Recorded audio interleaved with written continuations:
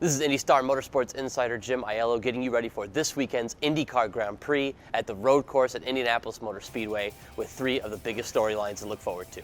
I think two of this weekend's favorites actually really need a good race this weekend. The first one, of course, everybody knows this is Will Power's palace. This is the place where he dominates. Well, he needs to dominate this weekend because he's had a bit of a rough start to the season.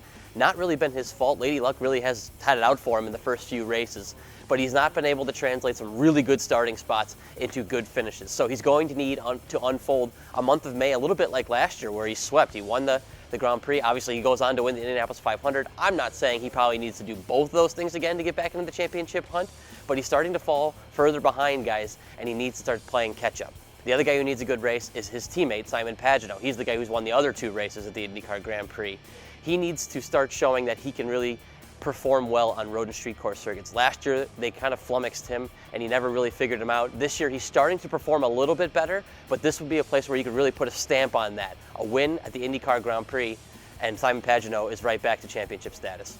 I think Graham Rahal sees the IndyCar GP as a chance to pounce on some points. When we spoke about this race last week, he told me that he thinks some drivers tend to look past it onto the Indianapolis 500. He's not going to make that mistake, mostly because he really needs to pick up points this weekend in order to climb back into the championship. He's had some bad luck at some other road and street course races, but his cars have been really, really quick. He's in 9th place in the championship. However, if he is able to produce another finish like he has at previous IndyCar GPs, he's been very, very good. Look for Graham Rahal to be in the thick of the championship contention as soon as May is over. Finally, who's going to win? I think you'd be crazy to pick anybody but Will Power. The guy has just been flat dominant here. He's gone coast to coast the last 2 years winning these races.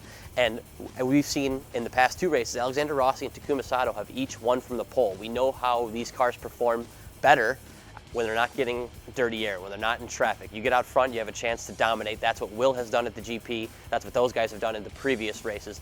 Will is the best bet, of course, to sit on the pole, being perhaps the greatest qualifier of his generation, if not of all time. He's already got 2 poles this year. He is, of course, the favorite heading into the race. If I had to pick somebody else, if my arm was twisted and I was forced to pick someone, I'd say Scott Dixon is due.